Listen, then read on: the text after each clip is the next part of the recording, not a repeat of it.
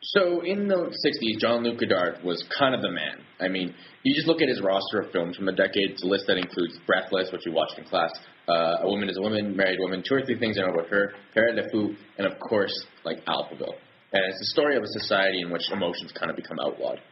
And interestingly enough, due to the film's pulpy noir undertones and the main character's general machismo, Godard wanted the original title to be Tarzan versus IBM. Which I thought was just amazing. The film was shot entirely in and around Paris, and like most Godard films, the dialogue was improvised. Also of note is that the German synth-pop group Alphaville took the name from the title of the film. Should I interspice Forever Young into this at some point? I want to be forever young. Do you really want to be forever? No, but... forever. It's so horrible. It's 11. No. That was like the slow one, though. Like, you could put dramatic music to that. Just, dramatically edited. No. I've already edited too much into this thing. iTunes is going to, kill me. So, Alphaville. I basically, I watched Aliens first. Yeah. And then I watched this. And what I loved so much about this is that I almost got nothing. I got basically nothing intellectually out of Aliens. Mm-hmm. And then when I watched this thing, I was like, wow, there's so many ideas I have and discussions I want to have and things about, emotions and society and humanity and identity and all these great ideas, and it kind of all comes together in this artistic film. And I was like, this film is just as influential as Alien. Why do I have to watch Aliens? Why do I have to watch Aliens when this thing influences stuff still influences Captain America 2? I mean, if you went and saw Winter Soldier yet, if you haven't seen it. I have yet to see that, but I've heard lots about it. That thing is a Swiss watch. That's definitely. That's actually my favorite, hands down, my favorite Marvel movie. This is the only Marvel movie that I actually actively had more than 3 stars. I had it. Right. But that movie basically takes the story from this thing. It's the same story. The computer from Captain America is the exact same thing. And it is, yeah. I mean, this film influences so much, too. And to see that it does that, and at the same time is still this intellectual piece of art and does stuff like cut to a negative and go to lens flares and stuff like that, I love it. And I ate it up like it was candy. Yeah. No, I found this one a lot easier to watch than Aliens for that reason, too, that I kind of liked how I had to sit there and be like, well, what about this? Or what about this? But the other movie that I'd like to compare to, and I already mentioned this before, but one of my favorite movies of all time is V for Vendetta.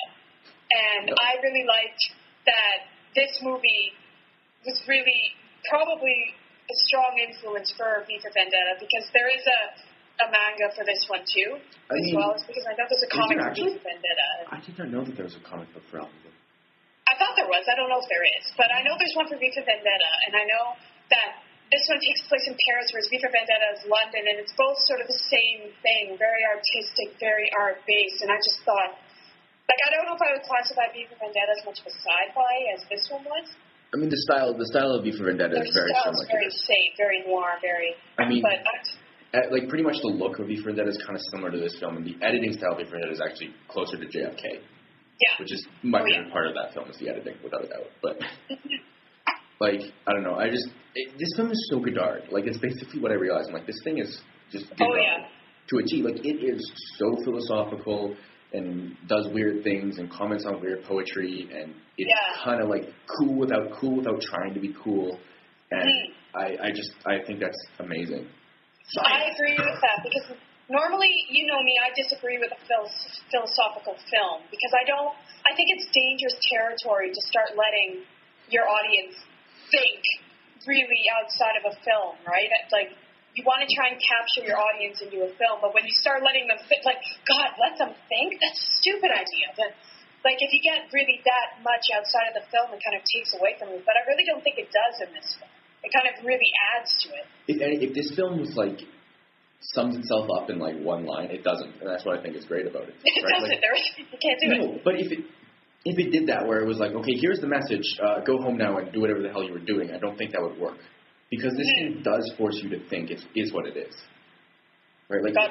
it really forces you to step outside the film and say, okay, what do you think of all this? Right? Like, and that's what the first 25 minutes do. You kind of get this idea of, well, maybe having emotional society would be a bad thing. At the very end, you're kind of back on the side of, no, you need to have emotions in society because that's what creates like, self-identity, right? And the idea of the fact that nobody actually has an identity, they're all this bland person.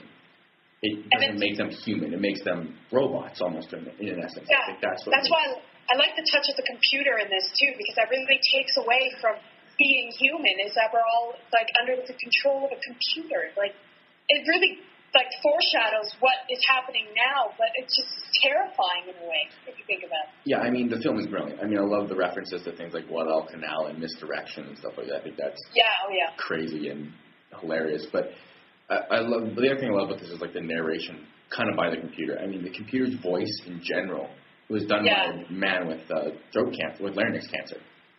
And so I'm reading back to what Michael said, even just so we could try and insert him a little bit. His comment, last night he was watching this movie, and we had a chat with us all together. And so me and Michael were up, and he was watching this movie. And basically his comment was, what the F happened to this guy's voice? It sounded like he's burping every line, and he was referring to the computer voice. And the guy who had throat cancer, and that's how he talked. Like it sounds like I feel bad now, but I had to agree with him. When I first heard it, I was like, well. No, but the man's voice is basically done by a machine. Yeah, right? It's a machine that's causing his larynx to vibrate enough that he can get sound out. And so it adds to that mechanical feel the computer has. Oh, yeah, that humans are being influenced by machines. It is a machine that's making him talk, basically, and I think that's amazing. I don't know, I just love how, like, I love Godard films because they feel so brilliant at the same time as, like, they're just kind of, like, improvised. Like, he kind of comes up with it on the spot. Like, he's like, oh, that'll be cool. And you're like, really? That worked? Yeah. You can't believe that worked, and it does. And I don't know. There's so much to love about Alphaville, except for the fact that there's no sharks. I was just thinking, though, like, we're in film class. Imagine if they showed us this film and asked us to write about it. Oh, God, you could write pages on this thing. I know, but imagine how much of a nightmare the prof would have. Yeah, the prof would. The reason they don't show it in our... Well, they show it. I'm certain they show this, but the reason they don't, like, show this is because it would be such a nightmare, especially in a first-year film class. You would like. Oh God! If it was in our first year film class, I'm pretty sure Michael would have raged for it. Michael would have walked out. But I mean, yeah, Michael didn't actually see Breathless too. He was sick that day, which is hilarious. But yeah, that's a nice touch. I don't think he would have sat there. I don't think he would have made it through Breathless. He's not sitting here for this. He's not sitting for Breathless. He got an hour and 10 minutes through Alphaville with commentary. That I felt that if I hadn't watched the movie, I wouldn't have had to because Michael was pretty much summing up everything. He pretty much summed up exactly what happened, except he didn't get to the philosophicalness of it, right? And no, and of course with a Michael touch, he did it over sexually. So at first I was reading this, I'm like, are you describing a porn film? Are you watching the right thing? Alphaville, una venture de Wang. 10 out of 10. Coming soon, rated R. Coming soon, rated R. On that note, 5 out of 5. Yeah, I mean, and I think it's great. I mean, I think the acting is really good for what it is, right? Like, it has to be. In this kind of film, you have to have good acting. I mean, that's what makes Godard, right? He gets performances out of people that he shouldn't otherwise get. Well, because, acting is an art itself, and it really just enhances a movie in general. If you want to have an artistic film, you have to have artsy people, in a way. I don't know, I just love it. I'm such an art student. Art is, this is the kind of thing I gravitate to, though, right? Like, this is my kind of movie. This is your cut of cake. Here you go. This is my cake. We each had cake in this episode, right? Yeah. Like, Michael had Aliens cake, which is... connects to so many things, and he can understand where his love of other things come from. You had Gravity Cake, which is how did they make this? How do they do this? This thing built, and then this is my cake, which is it's so kind of just weird and philosophical and so much of like idea and thought provoking, which is what I like the best about. Yeah. And I don't know, this was actually a pretty decent episode of film. I mean. It was great because I got things that I loved, things that I hated, things that I was kind of in the middle on, and I think that's kind of great. You got a rating for Alphaville out of 5. Well, before I say that, I just wanted to say that we know me and my relationship with French films and how much I really dislike French films as a whole. What? Every French film I've hated up until then. Well, every French film we've watched up until now has been me angry and... Have you seen Amelie? No. And I'm terrified to watch it because I know I'm going to be terrified of it. But so French. I really liked this movie. Oh, I love this thing. I was scared of the idea of it, but as soon as I could relate it to something which is my favorite movie, I really, really liked this. And I thought it was just really cool that the way they took everything that I normally wouldn't like in a movie and put it into a movie and did it in a way that I found it, I don't know what I can wrap my finger on, but they just did it really well. If I gave it a rating, I'd give it a 4. I mean, that's what Godard does. And that's kind of the running joke that everybody has. Well, there will be one Godard film you like because he will do something that you connect with because he's Godard. And he's done so many films and he's hit a lot of things. And that's the running joke on Letterboxd in my head. Like, well, eventually I'll find a Godard film I like. I know I will because there's got to be something that connects to me. I give it 4.5 out of 5. Funny enough, too, on Letterboxd, the friendly shark that we mentioned in the last episode messaged me about my review and was like, any sharks? And I responded with no. There was like these shark wannabes, so I deducted half a shark from the sharks. And the shark was like, you made the right decision. There's no shark bait in this movie. Shark bait, ooh ah. Oh god. Okay, so that kind of wraps it up for this episode. Do you want to talk about? You need to rate all the movies 1 to 3. Oh, that's right. We do have to do that. We have to do that because Michael did that. Michael's was Aliens, Gravity, Alphaville. Alphaville. I have Alphaville, Gravity, Aliens. I assume you have Gravity, Aliens, Alphaville.